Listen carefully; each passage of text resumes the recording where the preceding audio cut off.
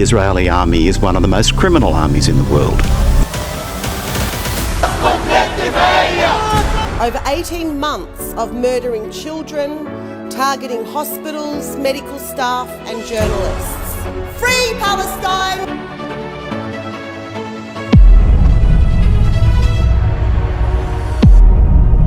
अगर सत्ता और पावर किसी पागल और सनकी के हाथ आ जाए तो किस हद तक तबाही हो सकती है, इस बात का अंदाज़ा इस वीडियो से लगाया जा सकता है।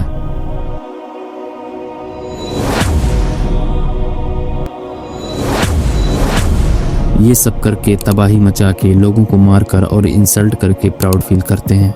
सिर्फ यही एक सिंगल वीडियो नहीं है, बल्कि 200 से भी ज़्यादा वीडियो वहाँ की लोकल सोशल मीडिया और टिकटॉक पर शेयर की गई, जो हमें बताती हैं कि किस लेवल पर इनकी ब्रेन वॉशिंग की जाती है।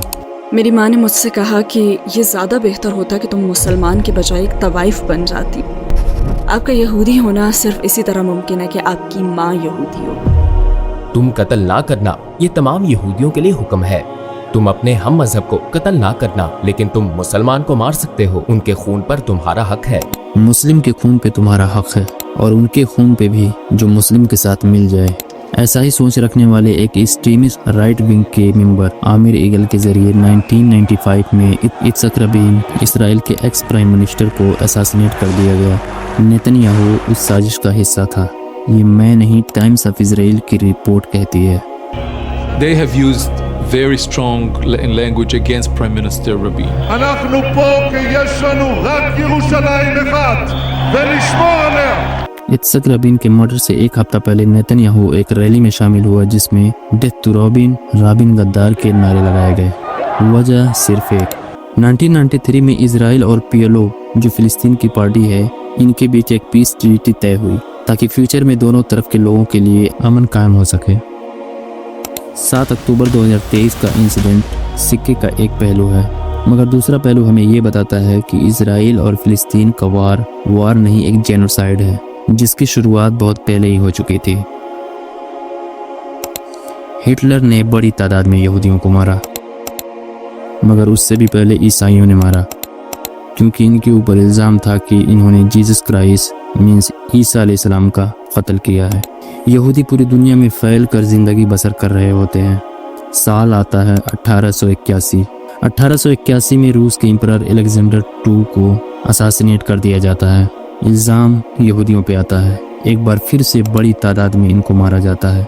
अलेक्जेंडर III पावर में आने के बाद एक लॉ पास करता है जिसमें यहूदियों के सारे हुकूक छीन लिए जाते हैं, जिसकी वजह से पहली बड़ी माइग्रेशन देखने को मिलती है साल 1882 में। और साल 1893 आते आते 1.5 मिलियन जूस अमेरिका और अप्रोक्स 35,000 ओटोमन फिलिस्तीन में पहुंचते हैं और वहां पर पहले से रह रही ज्यूस कम्युनिटी में शामिल हो जाते हैं, जिसकी तादाद 20 से 25 हज़ार थी। साल आता है 1896। एक एस्ट्रो हंगेरियन जर्नलिस्ट एक मूवमेंट की शुरुआत करता है। एक पैम्फलेट लिखी जाती है जिसमें बताया जाता है कि कोई भी देश हमें अपना नहीं मानता। अगर चैन व अमन से रहना है तो हमें खुद का एक ज्यूश कंट्री बनानी होगी, और उस मूवमेंट का नाम पड़ता है ज़ायोनिज़्म। 1914 तक फिलिस्तीन में ज्यूस कम्युनिटी माइनॉरिटी में थी और इसी साल वर्ल्ड वॉर फर्स्ट होने लग रही है। British empire American Jewish community को एक डील ऑफर करता है कि अगर ज्यूश कम्युनिटी उनकी इस लड़ाई में मदद करें तो ब्रिटिश गवर्नमेंट उनको ज्यूस स्टेट बनाने में मदद करेगी। साल आता है 1917। 1917 में ब्रिटिश एम्पायर ओटोमन एम्पायर को हरा के फिलिस्तीन को ऑक्युपाई कर लेता है, लेकिन अब भी फिलिस्तीन में इनकी टोटल पॉपुलेशन होती है 6%। ब्रिटिश गवर्नमेंट ने इस डेमोग्राफी को चेंज करने के लिए फिलिस्तीन में इकोनॉमी और इंफ्रास्ट्रक्चर को रीबिल्ड करने के बहाने इमिग्रेशन को इंक्रीज करके हजारों की तादाद में ज्यूज को परमानेंट सेटलमेंट दे दी। साल आता है 1933। हिटलर पावर में आता है और मिलियंस की तादाद में यहूदियों को मारा जाता है। यहूदी अपनी जान बचाने के लिए फिलिस्तीन की तरफ भागते हैं क्योंकि ये उनके लिए एक होली प्लेस है। 3.5 लाख यहूदियों को देखकर ब्रिटिश एम्पायर फिलिस्तीन में घुसने से मना कर देती है, क्योंकि ब्रिटिश गवर्नमेंट ने एक कोटा तय किया था कि हर साल सिर्फ 50,000 यहूदियों को ही एंट्री मिलेगी। Today, the refugee from Germany finds 350,000 Jews in Palestine. Finds himself one of 50,000 a year pouring in from all over the world. No more than 50,000 because that is the quota Britain has set. ये देखकर यहूदी British government के खिलाफ बगावत करते हैं, जिसमें यहूदियों का 2 टेररिस्ट ग्रुप जिनका नाम इरगुन और लेही है, ब्रिटिश गवर्नमेंट के खिलाफ टेररिस्ट एक्टिविटी को परफॉर्म करते हैं ताकि इनके कंट्रोल को कम किया जा सके। ब्रिटिश गवर्नमेंट ने सिचुएशन को आउट ऑफ कंट्रोल देखकर अपने हाथ खड़े कर देती है और पूरे मामले को यूएन के हवाले करके वहां से निकल जाती है। मगर यूएन जो पार्टीशन प्लान पेश करता है उसमें 45% जमीन फिलिस्तीन को और 55% जमीन यहूदियों को दी गई और जेरूसलम को इंटरनेशनल कंट्रोल में रखा गया। मगर यूएन ने आज तक ये एक्सप्लेन नहीं किया कि जो यहूदी माइनॉरिटी में हैं उनको 55% जमीन क्यों मिलनी चाहिए। 1948 में यहूदियों ने Israel as a state declare किया और यूएन पार्टीशन प्लान के अकॉर्डिंग जो जमीन फिलिस्तीन को दी गई थी उसमें से भी ज्यादातर जमीन पर फौज के दम पर इसराइल ने कब्जा कर लिया। 500 से ज्यादा विलेजेस को तबाह करके 7 लाख से भी ज्यादा फिलिस्तीनियों को बेघर किया गया और बड़े पैमाने पर उनके साथ कत्ल-ओ-गारत की गई। उस कत्ल-ओ-गारत में हिस्सा लेने वाले कुछ सोल्जर्स के इंटरव्यू आपके सामने है। 3-4 חודשים הראשונים הייתי רוצח. כמה אתה חושב אנשים הרגת ככה? לא ספרתי.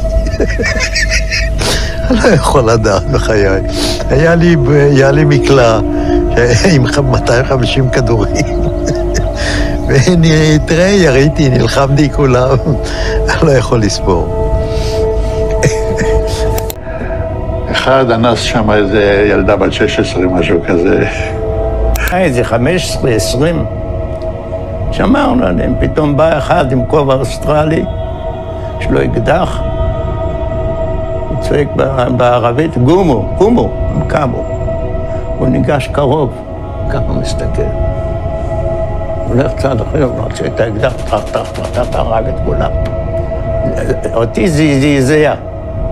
कितने फख्र से बता रहे हैं कि इन्होंने क्या किया। अकॉर्डिंग टू इंटरनेशनल लॉ फिलिस्तीन में ऑक्यूपेशन इलीगल है, it's a crime against community. फिर भी नौकरी और फ्री जमीन का लालच देकर ज्यू सेटलर को जानबूझकर फिलिस्तीनियों के बीच प्लांट किया गया। फिलिस्तीनियों पर नजर रखी जाती। ये वेस्ट बैंक का एरिया है जिसमें ज्यूइश कॉलोनी आपको दिख रही होगी। पीछे फिलिस्तीनी मुसलमानों का घर है। इसमें इंफ्रास्ट्रक्चर का कितना डिफरेंस है आप कमेंट करके बताना। कभी भी ज्यूइश सेटलर किसी के भी घर पे जमीन पे कब्जा कर लेते। Jacob, you know this is not your house. Yes, but if I go, you don't go back. So what's the problem? Why are you yelling at me? I didn't do this. I didn't do this. But it's easy to yell at me, but I didn't do this. You are stealing my house. And if I don't steal it, someone else is going to steal it. No one is allowed to steal it, ya ammi. आवाज उठाने पर shoot कर दिया जाता। कभी भी रास्ता बंद कर दिया जाता। नो मैटर कि आप अपने घर कैसे जाएंगे। किसी को भी अरेस्ट कर लिया जाता। बच्चों को भी नहीं छोड़ा जाता। पीसफुल प्रोटेस्ट करने पर भी रोक लगा दिया जाता। ना मानने पर टीयर गैस और गोलियां दागी जाती। मेंटल टॉर्चर किया जाता। 2.3 मिलियन लोग गाजा में आइसोलेटेड थे और अब भी हैं। वहाँ की डेली लाइफ हेल्थ सेक्टर बस से बदतर है। खाना, पानी, बिजली, बेसिक नीड्स को भी कंट्रोल किया जाता है। Official documents showed that Israel calculated the number of calories allowed into Gaza, just enough to keep people from starving. खास तौर पर बच्चों को निशाना बनाया जाता ताकि आने वाली नस्लों को खत्म किया जा सके। मरने वालों की तादाद 62,000 है, जिसमें 17,492 बच्चे हैं। और आज फिलिस्तीन की जो हालत है वो किसी से छुपी हुई नहीं है। तो ऐसे हालात में हमारा फर्ज बनता है कि हम लोग उनकी आवाज को सोशली बुलंद करें और फाइनेंशियली मदद करें। जैसे बाकी दुनिया उनके साथ खड़ी है, हम भी उनके साथ खड़े हों।